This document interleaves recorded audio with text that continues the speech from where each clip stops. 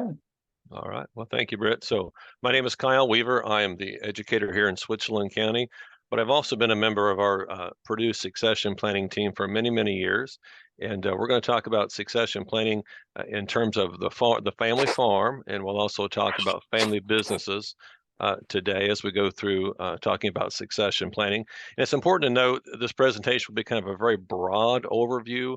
As many of you know, succession planning is very complex and takes many, sometimes years to complete the process. We just want to kind of give you an overview, and hopefully it's a conversation starter as we start thinking about what you can do next on your family operation and get it to where the next generation of ownership or management would come in and take care of that farm. So if my thing works, we are going to go to the next slide. And this is really thinking about a farm business or a family business, and you see the categories.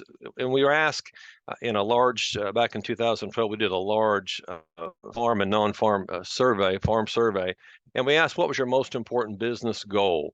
And you see the categories: to work with family members, keeping the business in the family, business survival, the positive reputation with customers, and profit. And as you can see, the positive reputation with customers really was the one that was the largest percentage there. And what it tells you is you want to have a good relationship with those customers, whether it's the person at the feed mill, whether it's the person that you sell your grain to, maybe it's the customers that come to your U-pick operation that you have.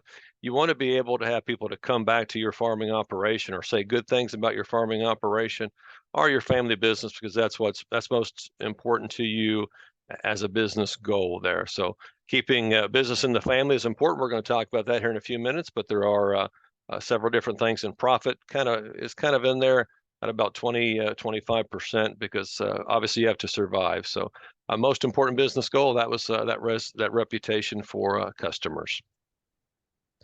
So now we get into kind of succession planning, and really succession planning is just how do we get that farming operation or that family business to go to the next generation or go to someone we identify as a successor. And the question is pretty simple: has the business identified a successor? And unfortunately, over 70% of our businesses, whether it's a farming operation or a family business, have not identified a successor. And that becomes a major problem when we start getting these business owners and farming operations where the incumbent generation gets a little older and they get up maybe in the 70s and 80s and they have not decided on a successor.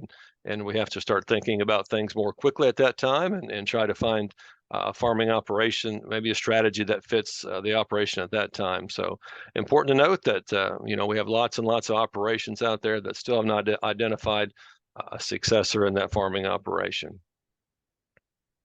So the question was asked, how do you expect your business to be distributed to the next generation? And there's a couple categories here that I just want to mention and talk about for a few minutes. One is the assets will be liquidated. So they expect at the end of their ownership of the family farm, the family business, that business will be sold.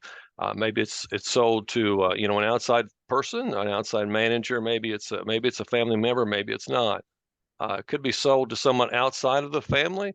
So maybe that's just someone that you may have known. That person may be working on your farm today. It may be someone from outside the operation that wants to come in and purchase your family business. But the largest category, about 60%, is they expect it to be sold or given to someone in the family. And I think that's important as we discuss this just for a few seconds. Think about your farming operation. You think about the land, you think about the assets that are in farming operations and family businesses, and easily, you can get into the millions of dollars. But we'll use this as kind of an example. So if you have a farming operation that's worth $1 million, will you sell that to a family member or will you give that to a family member? And I think that's an important discussion point, because if you think about in this way, if someone outside of your family wanted to buy your operation for $1 million, you would sell that to them, obviously. But if you say your son or your daughter wanted to come to the farming operation, would you give them $1 million worth of your operation for them to continue in the farming operation? And that's a decision that you'll have to make as a farming operation, as a family business. But I think it's important that we distinguish that there are many folks that will give operations worth millions of dollars and hundreds of thousands of dollars to family members, and that's okay. But we have to think about in terms of could that $1 million be used for you to think of your retirement and be able to plan your life outside of that farming operation or that family business? So it's important to start thinking about, as you plan through this process, how that exit strategy is going to work for you and your family. So important note there. So we're thinking about how far the transfer process is. We know that 70% of those folks have not identified a successor. But here's kind of in a different form, thinking about management plans, ownership plans, and estate plans, and where they are. And it goes from really not started to have finished. And as you can see in all three of those categories, most folks have not even started. So now we may have, farm managers or farm owners that are, 50, 60, 70 years old, and they've been farming for 30 or 40 years. And now they're getting to the point where I'm start thinking about what retirement looks like. But they haven't even started the process. And that's important to note, moving forward. That is a very long process sometimes, and there's lots and lots of thoughts, a lot of thought that goes into who that successor is going to be and what's going to happen to the family operation. But it goes down to things like having a plan. We've started the plan and we have finished the plan. So most folks, at least in our study, have gone at least as far as having an estate plan, but as far as the management and ownership of a family business or a farming operation, they've not done that. And that's important to note, because who's going to become that manager after you retire? Who's going to become that owner after you sell the farm? So those things are important to start discussing when we start having family meetings. So what seems to be the problem when it comes to succession planning, and why we have so few successors that are identified, and why so few management plans that are filled out? Well, it kind of goes with management succession, and we know that a less than 1/3 of those first generation businesses survive into the second generation. And we know that just simply by some of the statistics that we've been using, and some of the things that we have, some of the data that's been out there. We know that only 13% make it to the third generation. So, and kind of the result of that is only 20% of family businesses make it beyond 60 years. And when we do our larger workshops, we think about, do you know any farms or family operations that have been in business for more than 60 years? And yes, there are many, many that are out there, but those are becoming fewer and far between. So, because we know that once you get to the first generation, we lose lots of people, and we get to the third generation, we lose lots of folks. So it's really having that management succession plan together, and that's kind of the overview, and start thinking about, how do I get that my farming operation or family business to that next generation where they can continue on. So it just thinks about, why are those odds really so low? And it's really because we don't have that plan in place. And we know that 80% of our businesses that we have, they really would love to pass that business or that farming operation down to their children, but just barely half have actually started and have a formal management plan. So think about your operation at home, and maybe you're the owner, and you started the farming operation, or maybe you're the second generation and you want to get it to the third generation, but we don't have a formal management plan in place for who's going to start taking over the responsibilities of that farming operation or that family business. And those things are important when you start thinking about, if I want to get it to the next generation, what does that picture really look like, and how we can accomplish some of those goals that we want as a family, or as a family business or a family farming operation. So how can you be successful in farm succession, or really even family business succession? There's a couple of things. You can keep the business strong enough and healthy enough to last into that second or maybe third generation. And that goes with financial goals, to make sure you're making enough of money to keep the operation going. Also management decisions. Do you have enough of a workforce that can make your farm successful, your family business successful? And are those decisions being made in the best interest of that operation? So that's very important. The second one we kind of go, we think is extremely important, is continue a healthy family into the next generation. It's one thing to carry the business on to the second and third generation, but it's also as important thinking about, how do I have a healthy family, and how do I continue that into the next generation? And I grew up on a family dairy and beef farm in Ohio and Switzerland counties, and we had lots of successful things. We really enjoyed the farming operation, but we also had some pitfalls, some things that happen in all family operations and all family farms that there are roadblocks and barriers. So we want to make sure that we have a very healthy family, and our family continues as a family unit. tomorrow is Thanksgiving, and we're going to have a lot of folks sitting around that kitchen table, and as part of the things that we discuss with family farm operations when we get together as a succession planning team, is we always encourage them not to have family business decisions at the kitchen table. And the reason why we say that is because that should also be the positive place. The family dinner tables for family meals and Thanksgiving meals and lots of positive, great things that happen in your family. And sometimes when you're talking about business decisions, sometimes those are a little bit stressful. We want to make sure that we have those somewhere outside of the family home if we can, so we keep the happiness in that family dinner table. So that's how you can be successful as we start thinking about moving that operation, that family business to the next generation. This is our three-circle family business model, and as you think about your business at home, maybe it's your farming operation, and you can start thinking about your family members and where they fit in these circles. Someone is the owner of the operation. Maybe that's grandma, grandpa. Maybe that's you. Maybe it's a partnership. Whatever it looks like, someone is the owner of the operation. Then you have family. So you can think about maybe your family member works in your business, works on your farm. Then you have the business itself. So maybe you have a business partner. Maybe you're all part of the business operation, but you're also family, and some of you may be owners and some of you may not. But this is kind of our three-circle family business model. And you can think about, folks in your family as you start to model this out in your own family and your own farming operation. Who fits these categories and how well do they work together? But what's real important is that intersection of all three of those circles. So regardless whether you're just a family member in the operation, or maybe your owner or manager or a business partner, all of you have to find ways to work together and make that farming operation to be positive and something that will continue on to the next generation. So that's kind of really what's important with our three-circle family business model, is that we keep that farming operation healthy, and we all fit in one of these categories, and we're able to make that successful. There are some kind of stages of development in succession planning, and stage one is kind of the owner managed. Now that could be grandpa, grandpa, excuse me. It could be, the founding person who founded your farm. Maybe it's the uncle, maybe it's someone, a brother or something. But that's the person that started the farm. They're the owner. Then you go into what we call the sibling partnership. That could be, sons and daughters, or two sons or two daughters, or however that sibling partnership works for you. That's typically what we think of as the second generation. And then we have kind of the third generation, and that could be a lot of cousins. On our family farm, we had 6 first cousins that came through the farming operation. So it's important to think about all of those levels that are there. How does the grandparents view succession, and how does the grandparents view management of that farming operation or that family business? How do the partnerships go? If it's brother, sister, how do they think about becoming the owners possibly? And how do they think about taking management decisions maybe and dropping those down to their children or the cousins?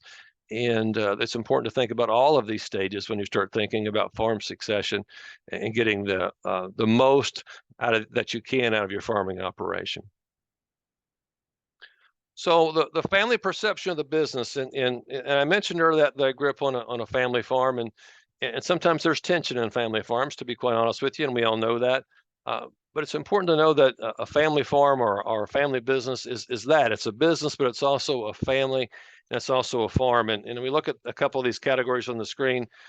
The business as the family glue, and we think about it in terms of a farming operation. Everyone in the farming operation kind of shares your values and your mission, and you kind of go forward in that way, and everyone kind of gets along, and we kind of believe in the mission. But there's also the part of that some folks may see the business as a threat to the family. When I grew up on that dairy farm, regardless whether it was Thanksgiving or Christmas or my birthday, whatever, we still had to get up and milk those cows, in the morning and the evening. So some folks consider that maybe a threat to the family. We couldn't necessarily go on family vacations unless we found someone else to milk for us. And luckily we had a partnership there with my dad and my uncle, and we were able to do that. But you have to think about both sides of that equation when you start thinking about a family business. There's also the equal empowerment and the single leader. So if I'm the second generation on the family farm, do I get to make decisions? If I'm the third generation on the family farm, do I get to make decisions of some type on that family farm? Or is there a single person, a single leader that makes all those decisions? Maybe it's dad, maybe it's grandpa, whoever that person is. Do they share management decisions, and do they share that kind of empowerment? A lot of times when we have maybe a son or daughter comes back to the farm, uh, one of the good rules of thumb is to allow them to do something on the family farm as far as management decisions. Maybe it's the beef herd, maybe it's the pig herd, whatever you have, to give them some sort of empowerment as they come into the operation, to continue forward, to have that healthy family and that healthy business. And the last kind of equation we have on the bottom is family first or business first. When the cows have to be milked or the cows have to be fed, that's business first, because you have to feed the animals. And most of us that have grown up on a farm know the animals got fed before the people did. So, Thanksgiving dinner had to wait until the cows were fed, and that's just how that went. So you have family first and you have business first. A lot of times when you have family businesses and family operations, those two have to find a way to coexist, because both those things are sides of the equation that are there. And it's important to understand how we can do both those things equally, because they're equally important. So just kind of overview of developing a management succession plan. The first and most important step is select that successor. Who is going to be that person that's going to take over my family business or my farming operation, and do things going forward? So maybe that's a family member, maybe it's not, but you have to take the time to select that person. And sometimes that takes many years to do that. But you have to create a survival kit for that successor. And you think about successors and successors that don't necessarily work out, and then maybe there's a failure in that operation. Can you provide some sort of survival kit for those individuals to be successful? You have to groom the successor, and we think about those in terms of, what does the farming operation look behind the scenes? What does the family business look like behind the scenes? Unfortunately, we've talked to some farm families that, there's a son that's involved in the business who's maybe 30 or 40 years old, who has no idea where the farm checkbook is or where the accounts are, and what operational accounts there are out there. So it's important to understand that you have to groom that person and let them know the steps and the details behind the scenes. Provide some environment of trust and respect, as that person is taking over management decisions. Do you trust that person to make management decisions? And hopefully you do. And how can you help them along the way? And you have to also think about the financial realities of estate planning and succession planning, and those taxes that come along with it, and those financial decisions have to be made. But so as you look at succession planning as a whole, as kind of an overview, this is a really good way to start in thinking about those goals and selecting that successor to do that. So what is a roadmap? We often get questions about, how do we start succession? And there's really a good exercise we call the roadmap exercise. And what it really does is it sets goals for your family or your business. And it you kind of think about going year to year through that operational process and the succession planning process, and making it work for you. And I'll give you an example of that here in just a slide or two. But really what it does is it defines who's responsible for what. Who's the person making what kind of seed corn we're going to buy next year? Who's the person that's going to make the decisions on the beef herd or the swine herd? Who's going to make the decisions on what kind of vegetables we're going to plant? All those kind of things are important, but it's important to know who that person is.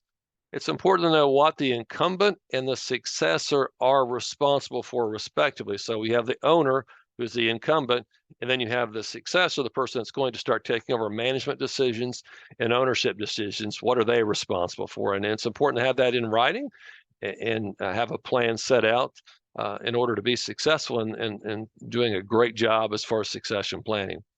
So when are those responsibilities going to be transferred? And we'll talk about why that's important in a minute or two. But it's important to understand that if I'm the successor, that I know that I'm going to be in charge of something in 3 to 4 years or 5 years, that transfer of management will become complete. If I know I'm the successor and it's been 20 years I've been on the farm or the family business and I still haven't got any management responsibilities, then there's been a failure somewhere in that management transfer. So because responsibility transfer is something that you have to plan for, and it's important because really it's the time between we started thinking about succession planning, we started thinking about management and ownership transfer, in how long that time takes. And as you see, for interfamily succession, it's about 6.5 years. So from the time that we start thinking about grandpa's thinking about retiring, or that second generation's thinking about retiring and transferring things, it takes about 6.5 years as an average. And we know just talking to farm families, it has taken 10, 15 years to make that complete in some extreme cases. So it's important to do that, have a plan in place and make it work as quickly as you possibly can. So thinking about transfer to employees, that is about just a little over 3 years. So you think about maybe it's that trusted farmhand that's been in your farming operation for 30 years, and they would like to purchase the operation. That really doesn't take as long as a family operation. And then thinking about sales. So if we have sales of some sort, whether it's a vegetable growing operation or beef herd or whatever that is that you're selling, that generally takes about 1.5 years to get that person, maybe that next generation, to start thinking about sales and working on those sales transfers. So a great timeline here, and these are averages, of course, and you can do it earlier than 6.5 years, but we know that that's kind of our average.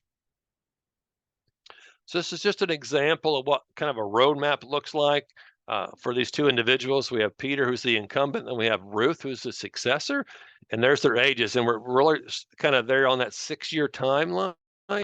So if you think about where that says governance transition, you have ownership percentage and board management. So you think about the incumbent and the successor. So in year 1, the incumbent is still the ownership, and by the time you get to year 6, they are no longer the owner of that operation or that farming operation. The successor starts at 0 and goes to 100% at the end of the 6th year.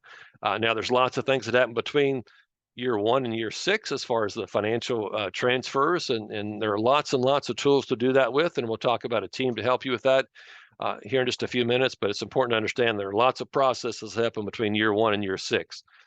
Thinking about the board management, really that owner or that incumbent is the CEO, if you think about it in that terms. And then when they get to year 6, maybe they're in an advisory role. So they're just making advisory comments on what seed to plant and what goes on at the farm. And that successor starts out being the manager. And then by the time they get to year 6, they make all of the decisions as the CEO. And you also see some transition of functional responsibilities, and that's HR and marketing and business strategy.